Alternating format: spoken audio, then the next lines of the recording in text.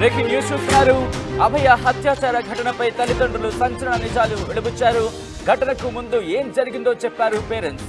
కొన్ని రోజుల క్రితం నుంచి అభయకు హాస్పిటల్ వెళ్లాలనిపించడం లేదంటూ కూడా చెప్పడం ఇప్పుడు సంచలనంగా మారింది. ప్రిన్సిపల్ సందీప్ ఘోష్ తనను ఎగ్జామ్స్ లో ఫెయిల్ చేస్తానని భయపడేది అంటూ కూడా తల్లిదండ్రులు చెప్పడం ఇప్పుడు షాకింగ్ గా మారింది. ఘటన జరిగి రోజులు గడుస్తున్నా ప్రిన్సిపల్ ఇప్పటి వరకు మమ్మల్ని పిలిచి క్షమాపణ చెప్పలేదంటున్నారు తల్లిదండ్రులు. ఈ ఘటనలో తన స్నేహితుల్లో ఒకరు ఇన్వాల్వ్ అయ్యారనిపిస్తోందంటూ కూడా వాళ్ళు చెప్పడం ఇప్పుడు నిజంగా సంచలనంగా మారింది. నిందితుడు సంజయ్ రాయ్ గురించి మాకు కానీ మా కూతురు కానీ తెలియదంటున్నారు అభయ తల్లిదండ్రులు. సోషల్ మీడియాలో మా కూతురు గురించి తప్పుగా ప్రచారం చేయదంటూ కూడా విజ్ఞప్తి చేస్తున్నారు. తమ కూతురిని చిత్రహింసలు పెట్టి హత్య చేశారు అంటూ కూడా నిందితుడికి వెంటనే శిక్ష వేయాలంటూ విధించాలంటూ కూడా వాళ్ళు వేడుకుంటున్నారు. రోజులు గడుస్తున్నా సంజయ్ రాయ్ని అరెస్టు మాత్రమే చేశారంటున్నారు వాళ్ళు. తమకు రాజకీయాలు అర్థం కావడం లేదు. మరోవైపు అభయ హత్య కేసు నిందితుడు సంజయ్ రాయ్కు 14 రోజుల కస్టడీ విధించింది ప్రత్యేక న్యాయస్థానం. నిందితుడికి సిబిఐ కస్టడీ కూడా ముగిసింది. సంజయ్కు పాలిగ్రఫీ పరీక్ష నిర్వహించేందుకు ప్రత్యేక కోర్టు అనుమతిచ్చింది. దాంతోపాటు ఈరోజు సంజయ్ రాయ్కి కూడా పాలిగ్రఫీ టెస్ట్ అంటే లై డిటెక్టర్ టెస్ట్ నిర్వహించబోతున్నారు సిబిఐ అధికారులు. అయితే ఈయనతో పాటు మరో 4గురికి కూడా ఈ పరీక్ష నిర్వహించబోతున్నట్టుగా తెలుస్తోంది. సాయంత్రం 5:30 ప్రాంతంలో పాలిగ్రఫీ టెస్ట్ జరగబోతోంది. ఇప్పటికే సంజయ్ రాయ్కి పాలిగ్రఫీ టెస్ట్ నిర్వహించారు. దాంట్లో విస్తుపోయే నిజాలు బయటకు వచ్చినట్టు తెలుస్తోంది. కానీ ఆ అంశాలు ఏంటనేది ఇంకా వెలుగులోకి రావాల్సి ఉంది. దీంతో పాటు ఈరోజు సందీప్ ఘోష్ కూడా విచారణ జరగబోతోంది. ఇన్ఫాక్ట్ ఇప్పటికే దాదాపు వారం రోజులుగా విచారణ జరుగుతుంది. ఈరోజు పాలిగ్రాఫ్ టెస్ట్ జరగబోతోంది. సుప్రీంకోర్టు కూడా సుప్రీంకోర్టు ప్రధాన న్యాయమూర్తి justice CJ chief justice of India DY Chandrachud కూడా క్వశ్చన్స్ రైజ్ చేశారు ఈ సదరు ప్రిన్సిపల్ కి సంబంధించి. అంటే ఈ కేసులో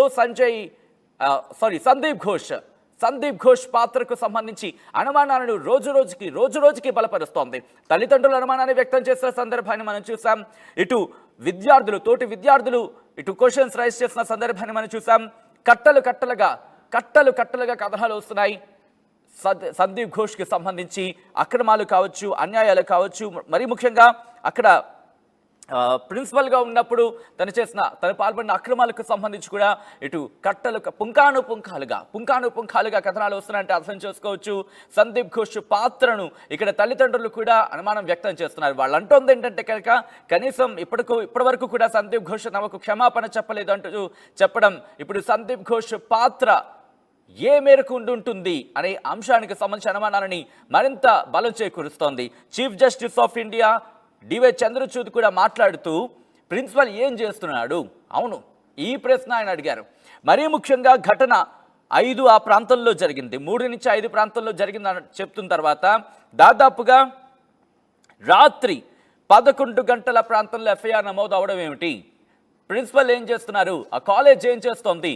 అంతవరకు సందీప్ ఘోష్ ఎందుకు ఎఫ్ఐఆర్ నమోదు చేయలేదు? మరీ ముఖ్యంగా యూడి అంటే అన్యాచురల్ డెత్ అంటూ ఉంటాం. అంటే ఇది ఎంత ఇబ్బందికరమైన ఆ పరిస్థితి అర్థం చేసుకోవచ్చు. ఇది అసహజమైన మరణం, అంటే హత్య చేసిన ఘటన.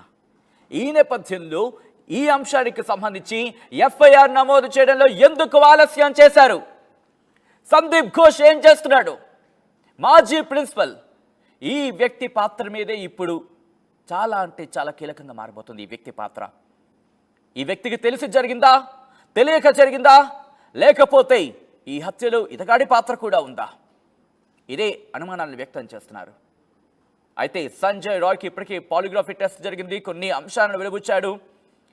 సంజయ్ రాయ్కి సంబంధించిన స్టేట్మెంట్స్ని, అలాగే సందీప్ ఘోష్ ఇచ్చిన స్టేట్మెంట్స్, ఇద్దరికీ ఎక్కడ కూడా పొంతన కుదరలేదు. CBI central bureau of investigation ప్రతి అంశాన్ని క్షుణ్ణంగా పరిశీలించిన తర్వాత నిన్న సుప్రీంకోర్టుకి తమ ఇన్వెస్టిగేషన్ సంబంధించిన రిపోర్ట్ని ఇచ్చే ప్రయత్నం చేసింది. ఇన్ఫాక్ట్ ఇచ్చింది.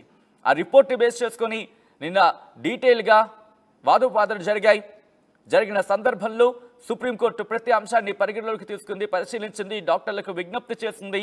ఈ కేసు బాధ్యత మాది, మా మీద నమ్మకం ఉంచండి అంటూ కూడా చెప్పిన సందర్భాన్ని చూసాం. ఎన్టీఎఫ్ నేషనల్ టాస్క్ ఫోర్స్ని ఏర్పాటు చేశాం. నేషనల్ టాస్క్ ఫోర్స్ తమ పని తాము చేసుకువెళ్తారు. అలాగే ఈ కేసు ఎవరైనా వదిలిపెట్టేది లేదంటూ కూడా చెప్తున్న సందర్భాన్ని మనం చూడొచ్చు. ఇక్కడ తల్లిదండ్రులు చెబుతోంది ఒకటి, మాకు ప్రభుత్వం మీద నమ్మకం లేదు. గతంలో చెప్పిన సందర్భాన్ని కూడా మనం చూసాం. ముఖ్యంగా అభయ తండ్రి మమత ప్రభుత్వం మీద మాకు నమ్మకం పోయిందంటూ కూడా చెప్పడం సంచలనంగా మారింది. అభయ స్నేహితులకు సంబంధించి ఇప్పుడు కొత్త అనుమానాన్ని వ్యక్తం చేస్తున్నారు అభయ తల్లిదండ్రులు. ఇన్ఫాక్ట్ ఒక్కసారి ఆ పాయింట్ నేను మీకు టచ్ చేసే ప్రయత్నం చేస్తాను. ఎందుకంటే ఇన్నాళ్ళు కూడా వాళ్ళు అనుమానాన్ని వ్యక్తం చేస్తున్న సందర్భంలో మనం చూడొచ్చు. ఆ ఘటన జరిగిన రోజే తల్లి తన కూతురికి జరిగిన ఆ ఇబ్బందిని చెప్పే ప్రయత్నం చేస్తుంది. ఆ తర్వాత పలు అనుమానాలు వ్యక్తం చేశారు. కానీ ఇప్పుడు అభయ తల్లిదండ్రులు మరొక కొత్త కోణాన్ని, కొత్త అనుమానాన్ని తెర మీదకి తీసుకొచ్చారు. ఏంటి అంటే కనుక ఈ ఘటనలో అభయ స్నేహితుల్లో ఒకరు ఇన్వాల్వ్ అయ్యారు అనిపిస్తోంది అని చెప్పడం ప్రస్తుతం అనుమానాన్ని మరింత బలం చేకూర్చేలా ఉంది. In fact correct me if I'm wrong, ఒకవేళ తప్పైతే కనుక సరిదిద్దే ప్రయత్నం చేయండి. నేను చదివిన కథనాలు కావచ్చు, నా దృష్టికి వచ్చిన విషయంలో కావచ్చు, ఈ మాట నేను చెప్పాలనుకుంటున్నా. మరి ముఖ్యంగా ఈ కేసుకు సంబంధించి సంజయ్ రాయ్ ఒక్కడే ఉన్నాడు అనేది ఇంతవరకు డీటెయిల్గా ఇన్వెస్టిగేషన్లో కావచ్చు మనకు బయటకు అందుతున్న మాట, రైట్? కానీ ఇప్పుడు తల్లిదండ్రులు అనుమానాన్ని వ్యక్తం చేస్తున్నారు. ఎందుకు అనుమానాన్ని వ్యక్తం చేస్తున్నారు అనేది మనకి అక్కడ ఒక్కసారి ఆ ఘటన జరిగిన తీరును ఒక్కసారి చూడండి. అంత దారుణంగా సంజయ్ రాయ్ ఒకే వ్యక్తి ఇంత దారుణానికి ఒడిగట్టగలడా? ఎందుకంటే ఆ ఘటన ఆమె మీద జరిగిన అత్యాచారం, హత్య రెండు ఒక్కసారి, అఫ్కోర్స్ ఇప్పుడు ఆ ఇమేజెస్ని మేము చూపించలేం, అఫ్కోర్స్ అవి చూపించడానికి వీలు కాదు, ఎందుకంటే కాస్త కలవరపరిచేవి. సుప్రీంకోర్టు గైడ్లైన్స్ కూడా మనకున్నాయి. ఈ నేపథ్యంలో అభయ ఘటనకు సంబంధించి ఆ విజువల్ మనం ఇన్ఫాక్ట్ సోషల్ మీడియాలో మీరు చూస్తున్నారు. ఇప్పటికీ ఆ తల్లిదండ్రులు చెప్పిన సందర్భం అంటే తమ కూతురి కాళ్ళు 90 డిగ్రీస్లో ఉన్నాయని తల్లి చెప్పిందంటే ఒక్కడి వల్ల సాధ్యమా? సంజయ్ రాయ్ ఒక్కడు చేయగలడా? సంజయ్ రాయ్ ఒక్కడే ఉన్నాడా? ఇంకెవరైనా ఉన్నారా అనే అనుమానాన్ని బలం చేకూరుస్తోంది. దాంతోపాటు ఆర్టీవీ డాక్టర్లతో మాట్లాడే ప్రయత్నం చేసింది. మీరు కూడా ఆ డిబేట్ని చూస్తుంటారు.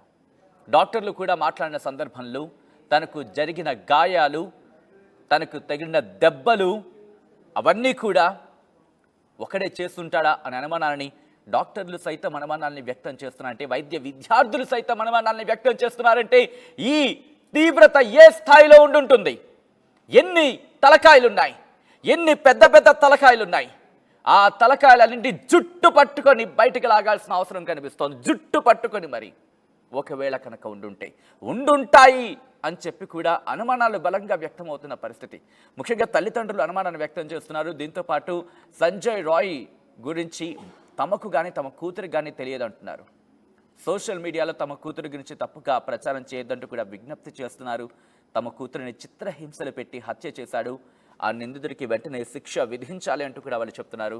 రోజులు గడుస్తున్న సంజయ్ రాయ్ని అరెస్టు మాత్రమే చేశారు అంటూ కూడా చెప్తున్నారు. దీంతోపాటు రాజకీయాలు తమకు అర్థం కావటం లేదు అంటూ చెప్పడం ఆ తల్లిదండ్రుల పరిస్థితిని అర్థం చేసుకోవచ్చు. ప్రస్తుతం అభయ హత్య కేసు నిందితుడు సంజయ్ రాయ్కు పాలిగ్రఫీ టెస్ట్ అంటే లై డిటెక్టర్ టెస్ట్ జరిగింది. ఈరోజు సందీప్ ఘోష్తో పాటు మరో నలుగురికి, ఇఫ్ ఐఎమ్ నాట్ రాంగ్, మరో నలుగురికి కూడా పాలిగ్రఫీ టెస్ట్ జరగబోతుంది సాయంత్రం 5:30 ప్రాంతంలో.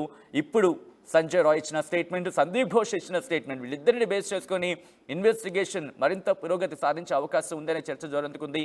దీంతో పాటు సుప్రీంకోర్టు మరికొన్ని క్వశ్చన్స్ రైజ్ చేసింది. ఘటన జరిగిన తర్వాత ఆ ఘటనా ప్రదేశానికి సంబంధించి కూడా అనుమానాన్ని వ్యక్తం చేసింది. పోలీసుల మీద అనుమానాన్ని వ్యక్తం చేసిన సందర్భం ఇప్పుడు సెంట్రల్ బ్యూరో ఆఫ్ ఇన్వెస్టిగేషన్ ఏం చేయబోతోంది? ఆ అంశాలకు సంబంధించి మాత్రం ఉత్కంఠకర చర్చ మాత్రం నడుస్తూనే ఉంది.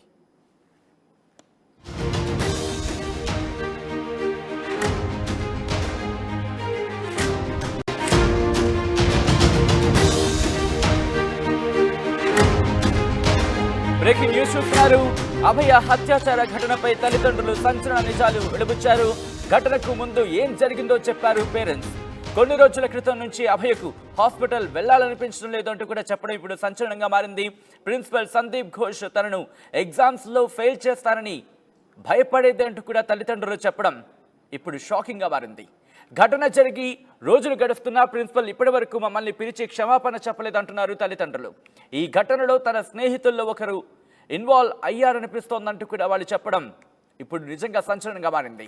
నిందితుడు సంజయ్ రాయ్ గురించి మాకు కానీ మా కూతురు కానీ తెలియదంటున్నారు అభయ తల్లిదండ్రులు. సోషల్ మీడియాలో మా కూతురు గురించి తప్పుగా ప్రచారం చేయదంటూ కూడా విజ్ఞప్తి చేస్తున్నారు. తమ కూతురిని చిత్రహింసలో పెట్టి హత్య చేశారు అంటూ కూడా నిందితుడికి వెంటనే శిక్ష వేయాలంటూ విధించాలంటూ